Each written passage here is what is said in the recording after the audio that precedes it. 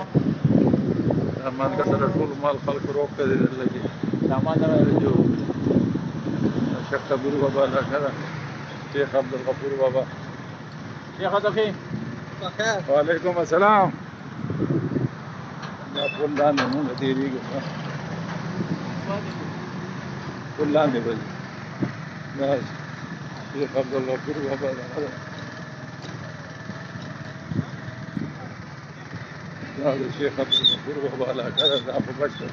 ذا سلاشه أقول دا غزيارت ته راغلو دې کې وبا راغلي هغه ځای ته اوبه رارسېدل مخکې خیال کوه نه مخکې مې خیال دی خو زه دې کبرونو ته خیال کوم هغه به ډېر ډوب دي او که نه دا ځای اوچت دی دا خټ اوچت دی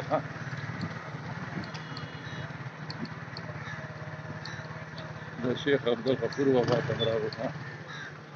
دا زیارت دی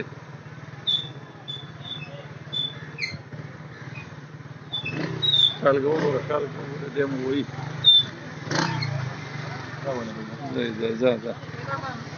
دا خلک راجمع شوي دلته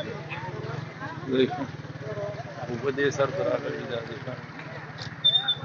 شیخ عبدالغفور بابا ته اوبه را رسېدلي دي دا کورونه به چې دې کور کې مو بننوتي دي هغه دي السلام علیکم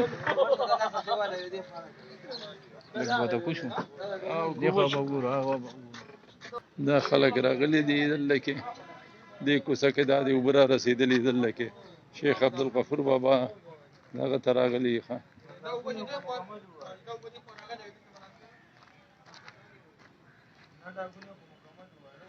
دا کور والا پکار ده چې دی خو وځي که نه دا خو هم وتې دي نشته دی جوړ کور کې څوک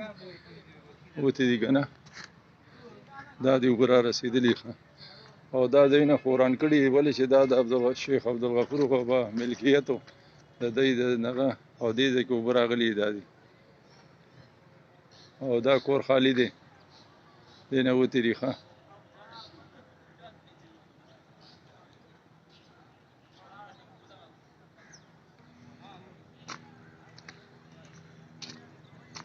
دا د دې ځای کې اوبه راغلي دا چې هغه ټیوري دیګ راوړلی او نو د خلکو ته یې ورکړي دي دلته کې ولې چې دا خلک بې کوره شو ټوله نو دی ته دا د اوبه راغلي دي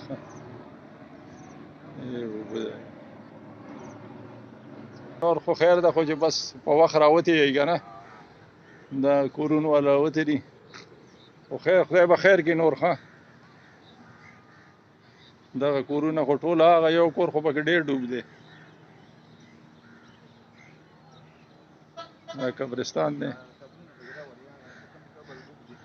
ټول ډوب دا ټول دغه ډوب شوي دا دې خوا قبرونه ټول ډوب شي دا علاقه یې ټوله وواله دا دې اوبه دلته کې راغلي دي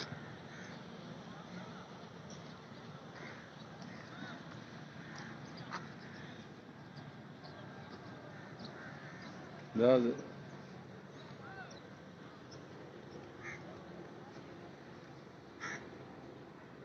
جزاک الله خیر خانن 27 تاریخ دی څو بجې شي یوه نیمه به خو 22 منټه پاسه یوه ده او په ختې ځای کې را روانې دي او 27 تاریخ دی او هفتې ورځ ده آرمي والا هلیکاپټر هم چې کوم دی بره ګرځي هغه دی ګرځي هغه